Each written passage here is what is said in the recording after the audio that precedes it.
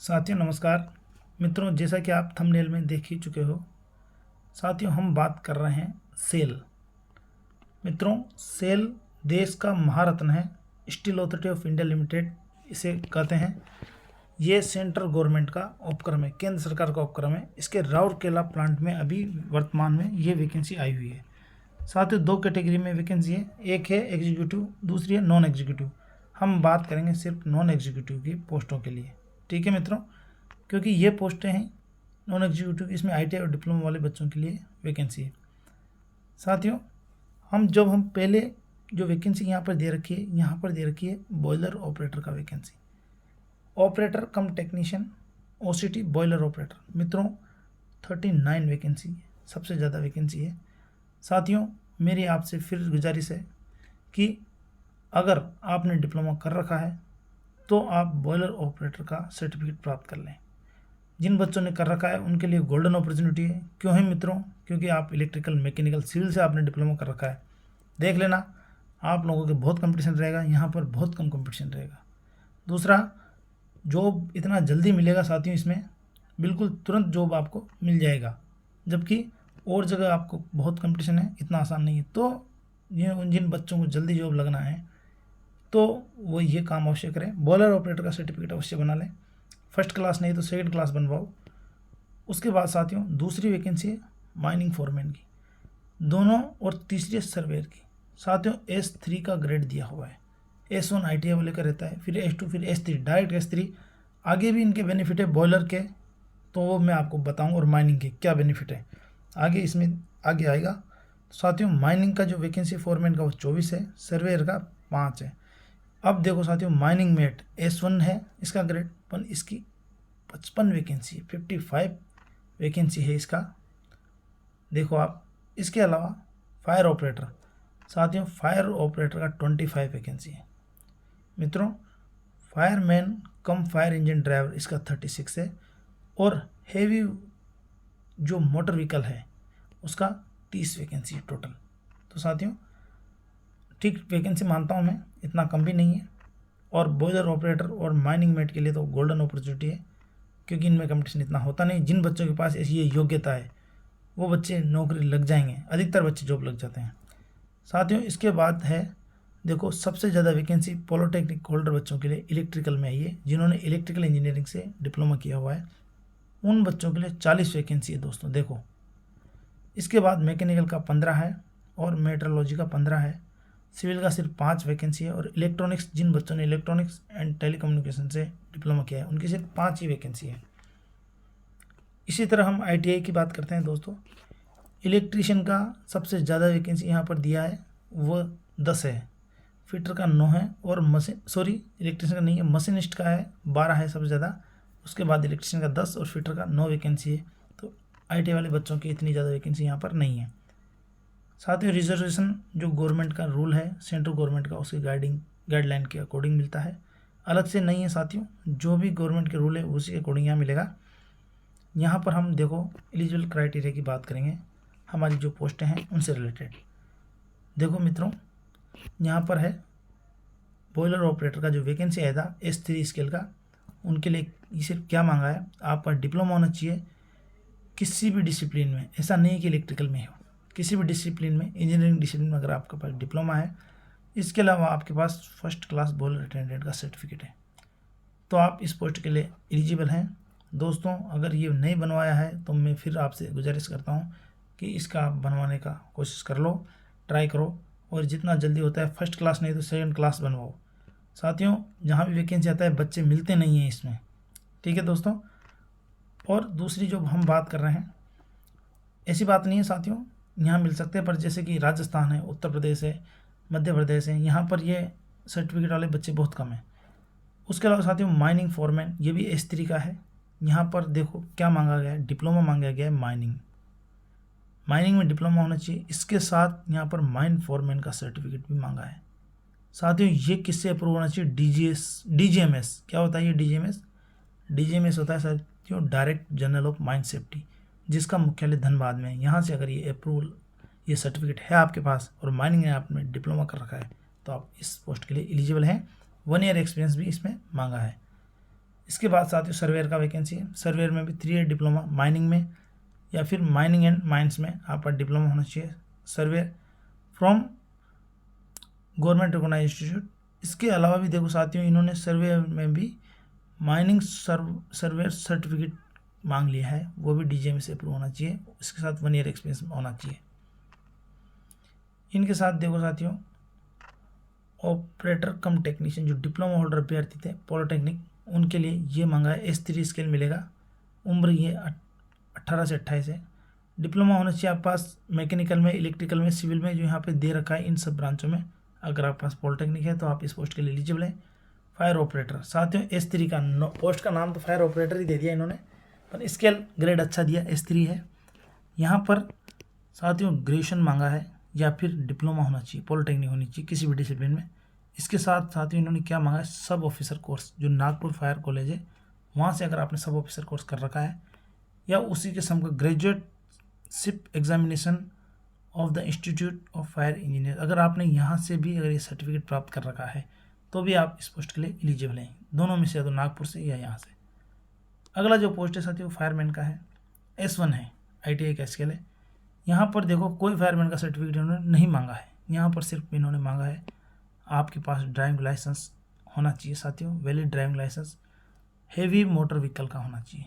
इसके अलावा आपके पास क्या होना चाहिए फायरमैन के लिए, 1 ईयर पोस्ट क्वालिफिकेशन एक्सपीरियंस, आपके पास 1 साल का अनुभव होना चाहिए ड्राइविंग का, हैवी मोटर व्हीकल का। ये सिर्फ फायरमैन की पोस्ट के लिए इन्होंने मांगा है, तो ये भी अच्छी बात है। जिन बच्चों के पास फायरमैन का सर्टिफिकेट नहीं है वो इस पोस्ट के लिए एलिजिबल है, अगर उनके पास ये क्राइटेरिया है, ड्राइविंग लाइसेंस है और एक्सपीरियंस है। अगली पोस्ट आती है साथियों माइनिंग मेट। जो बच्चे माइनिंग एरिया से बिलोंग करते हैं उनको इनके बारे में पता होगा साथियों। इसमें सिर्फ 10वीं पास योग्यता मांगी जाती है और ये सर्टिफिकेट आपके पास होना चाहिए माइनिंग मेट का। तो जो बच्चे माइनिंग एरिया से बिलोंग करते हैं वो उनसे मेरा रिक्वेस्ट है कि सर्टिफिकेट बना के रखें, ऐसे वैकेंसी में काम आता है साथियों। DGMA से अप्रूव है ये, बच्चे मिलते बहुत कम है ऐसे। 1 ईयर एक्सपीरियंस भी मांगा है साथियों, जिस दिन ये सर्टिफिकेट बनेगा उस दिन के बाद का। अगला जो वैकेंसी था वो पोस्ट था अटेंडेंट कम टेक्नीशियन S1, वो ITI लेवल का पोस्ट है, ITI का ही वैकेंसी है ये। फिटर, इलेक्ट्रिशियन और मशीनिस्ट में ITI होना चाहिए। अगला जो पोस्ट था वो था हेवी मोटर व्हीकल जो ड्राइवर का, उसको पोस्ट का नाम दे दिया अटेंडेंट कम टेक्नीशियन ट्रेनिंग। साथियों इसमें क्या मांगा था, इसमें 10th पास और उसके अलावा valid heavy motor vehicle driving licence आपके पास होना चाहिए या फिर ट्रांसपोर्ट लाइसेंस होना चाहिए। परंतु यहाँ पे लिख दिया प्रेफरेंस किसको देंगे, जिसके पास हेवी अर्थ मूविंग मशीनरी का एक्सपीरियंस होगा उसको यहाँ पर प्रेफरेंस देंगे। अब साथियों जो इम्पोर्टेंट बात है वो मैं आपको बताता हूँ, फायरमैन में सिर्फ महिला है एलिजिबल नहीं है, सिर्फ पुरुष एलिजिबल है इस पोस्ट के लिए, फायरमैन के लिए। और जो एज का क्राइटेरिया है वो सेंट्रल गवर्नमेंट के नियम के अनुसार 5 साल का छूट दिया जाता है ST/SC को, 3 साल का OBC को, वही दिया है। अब साथियों मैं बताऊं आपको मुख्य बात जो है इम्पोर्टेंट, सबसे इम्पोर्टेंट बात है वो ये है साथियों, नॉन एग्जीक्यूटिव कैटेगरी के लिए हम बात करेंगे।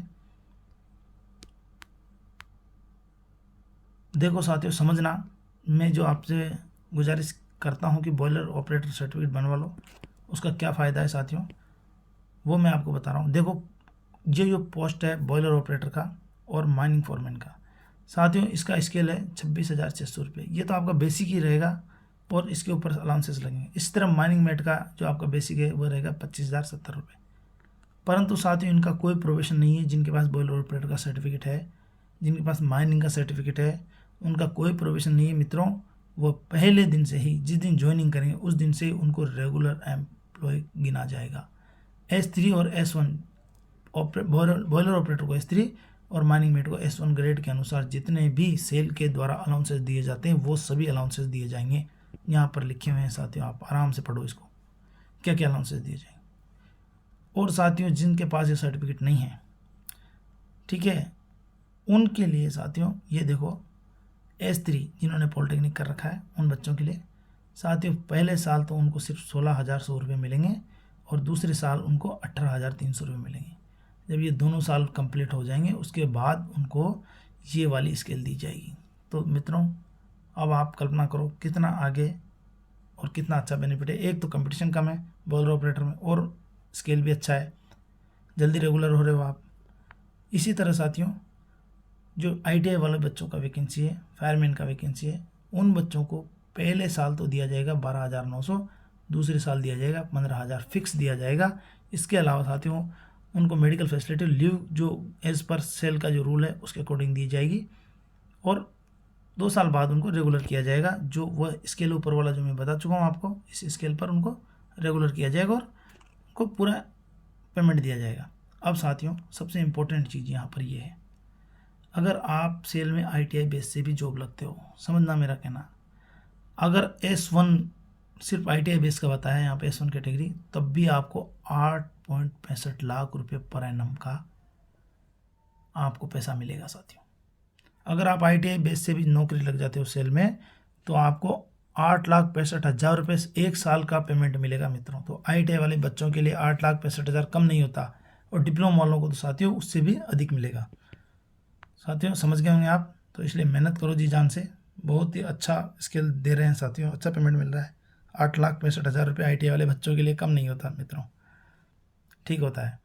सिलेक्शन मोड क्या रहेगा साथियों, यहाँ पर सिर्फ जो ट्रेनी जो motor vehicle, heavy motor vehicle का पोस्ट है और फायरमैन का पोस्ट है, वहाँ पर टेक्निकल नॉलेज के ओनली 20 क्वेश्चन आएंगे, 80 जनरल नॉलेज के आएंगे, समझना आप। और जितनी भी पोस्ट हैं, चाहे वो ITI से हो चाहे डिप्लोमा से हो, वहाँ पर दोनों टेक्निकल नॉलेज भी 50 क्वेश्चन रहेंगे साथियों, और जनरल नॉलेज के 50 क्वेश्चन रहेंगे। तो ठीक है, ये चीज़ आपके समझ में आ गया होगा। और यहाँ कुछ बताने लायक अब कोई ऐसी चीज़ नहीं है। यहाँ मैं आपको एक और बात बता देता हूँ कि अगर आप मिनिमम पासिंग क्राइटेरिया इन्होंने रखा है, जनरल अगर आप EWS से हो तो आपको 50% लाना अनिवार्य है पास होने के लिए। अगर आप रिजर्व कैटेगरी से हो, चाहे ST SC OBC किसी प्रकार, तो आपको 40% नंबर लाना अनिवार्य है साथियों।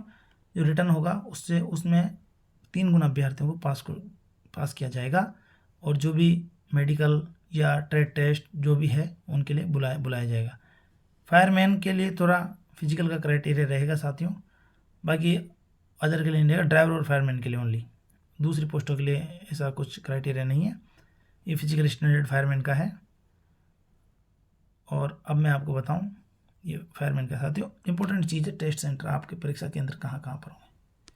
तो दोस्तों यहाँ पर परीक्षा केंद्र जो आपको दिख रहे हैं 7-8 परीक्षा केंद्र है टोटल। तो जो भी परीक्षा केंद्र आपके नज़दीक पड़ता है वहाँ जाकर आप एग्ज़ाम दें, जो यहाँ पर स्क्रीन पर आपको दिखाई दे रहे हैं, और वहीं फॉर्म भरते वक्त यहाँ पर आप अप्लाई कर सकते हो।